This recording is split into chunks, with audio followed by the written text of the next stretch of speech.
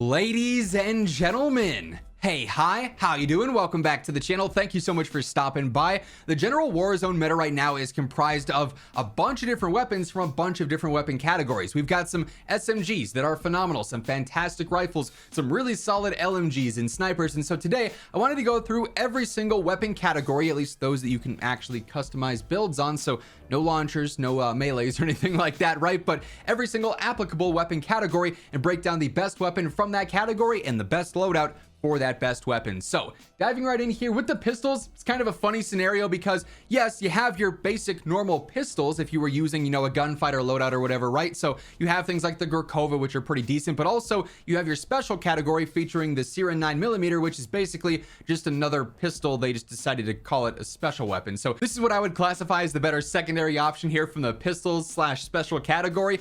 This thing's honestly decent. It's not going to be, contending with every single SMG, but it's a serviceable secondary for sure. Also, the attachments might not be more straightforward than this on any gun in the game. You have two optic choices. I like just the iron sight one, right? You have one muzzle, so the suppressor, that's straightforward. One barrel in the long barrel, that's straightforward. You do have two underbarrels, the vertical grip for horizontal control. You have the lightweight grip for more movement and like sprint to fire. I like the vertical foregrip personally. You get some movement out of this ADS, and then horizontal vertical control there makes it a bit easier to use.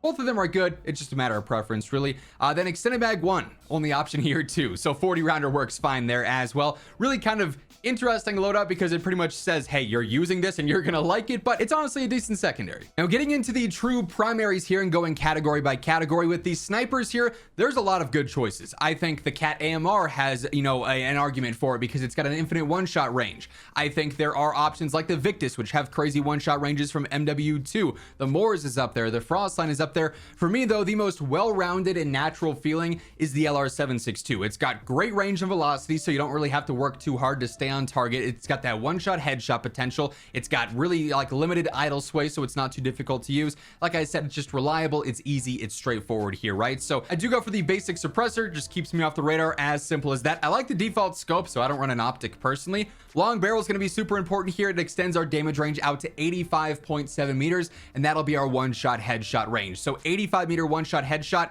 that's fantastic. That's going to be so many of the realistic fights you're going to find yourself in. And if you're beyond that, you're probably going to crack them if you hit them with a shot, at that range. Then it's a two-shot knock. So if you're team fighting and your squad's got rifles or they got whatever, it'll be easy to clean up that kill. Extended 1 here works for me. I like not having to reload as much, but fast mags, I know a lot of people like these just for the quicker reload, even fast 2 for the better ADS speed with a 4 magazine size. That's also something people lean towards. And so that's really a matter of preference. Do you want to reload less or do you want the faster ADS? For a long range sniper, the ADS speed doesn't bother me too much, but there's certainly a preference there, and run whatever you're the most comfortable with.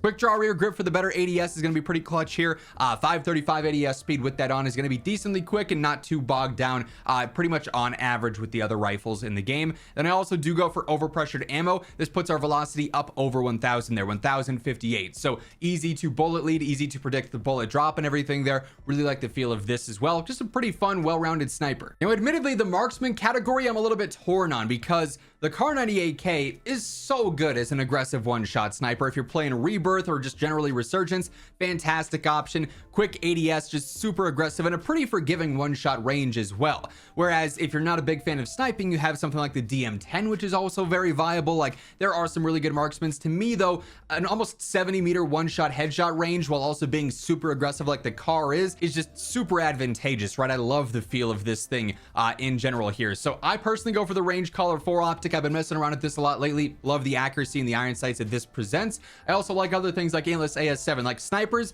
it's really a matter of preference. If there's a certain scope or a zoom that you like, always go ahead and run that. Now, we also stack a ton of range and velocity on this thing. So Spirit Fire Suppressor offers better range and velocity. The 7.62 Long Barrel offers better range and velocity, and then so does high grain ammo. So ultimately, we end up with a 67 meter one-shot headshot range. That's a fantastic range for how aggressive the sniper is. A 900 velocity, which also works for that range as well. So it's incredibly easy to use, and you have a very generous one-shot range. Then we throw on no stock here for better movement. We end up with a 377 ADS. So aggressive, pretty straightforward. It's an MW3 gun, so the feel is still a little bit different, but it also is so rewarding as well because of that generous one-shot range that it ends up being a fantastic choice. Now for the LMGs, there again is some pretty good options here. The new Fang, it's got a great TTK over range, still feels a little bit awkward though with like just its general handling and everything. For me, the XMG is still going to be the most well-rounded option here. Just a super consistent competitive TTK from start to finish. Obviously with an LMG, you're not going to be using it much where this TTK starts in like 0 to 20 meter fights, but anything in the mid and long range, this will be a practical option for. Here I go for the Jason Armory 2 times. I like the 3 times a lot. It kind of bounce back and forth between those. Suppressor 2, of course, stay off the radar again. Reinforced barrel in this case, just with a 5 attachment build, getting some range and some velocity. 57 meter effective damage range, 924 velocity. That's going to work great for all the realistic mid to long range fights you're going to find yourself in. Because it's an LMG, typically the reload is absolutely abysmal. And even with fast mag here, it's not fantastic, but you got 75 rounds. That's going to be plenty for all squad sizes, and your reload's a little bit quicker than if you weren't running this. So I do opt for this personally. Just makes the gun feel a little bit lighter, a little bit more aggressive, and then you still have plenty of ammo. If this was like a 50 or something, I probably wouldn't run it like fast mag 2 is, but 75 will work just fine here. And then honestly, I am still rocking the buffer weight stock. Even though this was nerfed a little bit on the XMG, it's still a very viable option. Your ADS being 465 is kind of expected with an LMG. If that's too much of a deterrent for you, balanced stock would make this feel a lot more aggressive in general and still relatively easy to use. Or you could simply run an underbarrel instead to offer some control like the vertical foregrip or the Ranger foregrip if you wanted to. But either way, the XMG is a fantastic LMG choice as it stands. By the way, as we are breaking down all the weapons and setups here today, if you enjoy the video, you find it helpful, a like rating is always seriously appreciated. Much love to everyone who does take the time to do so. It really does help out the channel. And if you're new to the channel, or maybe you just have not subscribed yet,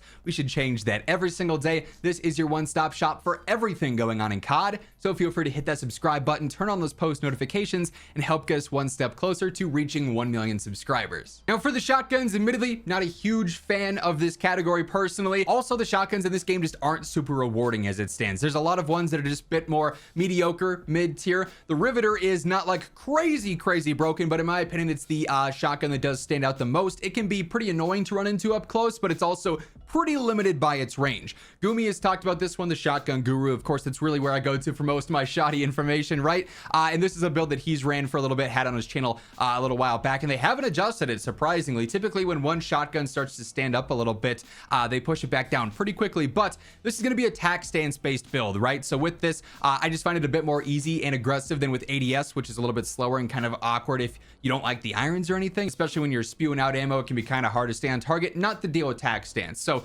Crownbreaker choke helps out with tighter pellet spread and tac stance accuracy. The angled underbarrel, really any of them will do here, helps out with hip fire spread and steadiness there as well. You can spray and pray. You don't got to worry about a thing when it comes to ammo capacity, and that's fantastic. Buffer tube stock here will help out with just a ton of movement to make this feel a little bit more aggressive. Then lastly, the gauge ball ammo actually gives it a pretty crazy TTK. You just have to be really up in their faces. You got to be super close range, and it'll get the job done. If you start to get out to, 10, 12, 15 meters, it does fall off pretty quick though. So definitely an ultra close range based gun, but it's also pretty good if you are just constantly up in the enemy's face and in their personal space.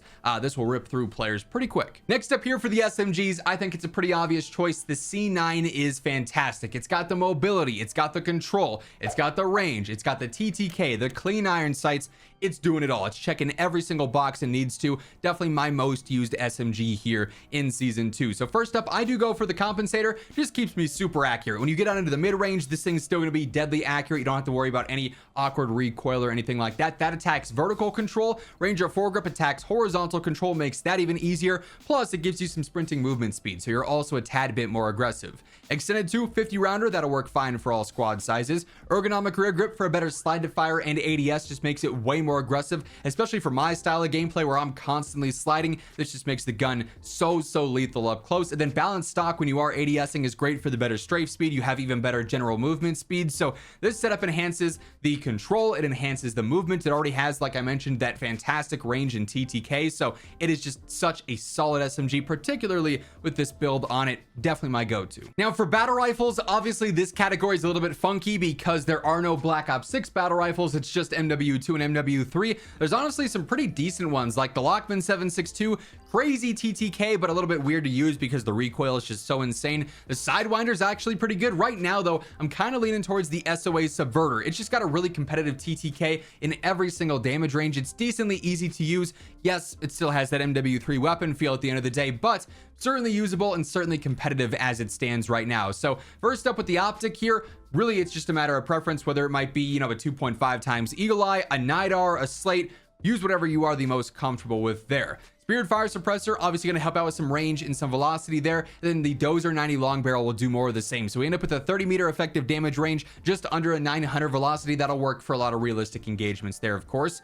For the Underbarrel, literally any vertical grip. We just focus on that control and that firing aim stability. They all do the exact same values there. So whatever one you like the look of, feel free to go ahead and run that. Then I also go for the 50-round extended mag. So all things considered, a pretty standard setup here, but nice to see that an MW3 gun is actually decently competitive, even if there's no BO6 option in this category to begin with. And then lastly, for the rifles, again, a super competitive category. There is a case for the AK, there's a case for the AIMs, there's a case for several other options, the AS Val. There's so many good rifles right now. To me though, the Model L is going to be the most reliable for all skill levels. It is low recoil, fantastic TTK in every single realistic range here, great velocity, like it's just doing it all right. I really love the feel of the Model L. Whether you're using 5 attachments or 8 attachments, it's getting the job done. So here again, optic, matter of preference. I like the 2 times, I like the 3 times a lot as well. Suppressor, simply to stay off the radar there. If you really are worried about control, you don't like the feel of this, feel free to try out the compensator. You're just going to show up on the radar. Really the only difference there.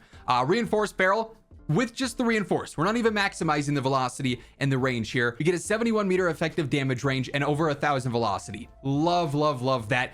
Few weapons are going to have stats like that just simply off of using reinforced. Vertical foregrip on here helps out the most with horizontal control, so the weapon is even more predictable there. And then just extended to, going to be a 50 rounder with a 600 RPM. You're going to be fine there. That'll work just fine for all squad sizes. Definitely my favorite feeling rifle of season 2 so far. And that being said, that's going to wrap things up. If you enjoyed the video, you found it helpful, be sure to drop a like. And if you're new to the channel, feel free to hit that subscribe button on your way out to guarantee you are always up to date with everything going on in COD. But once again, thank you so much for tuning in. And until next time, take it easy. Have an awesome rest of your day. And I'll catch you later.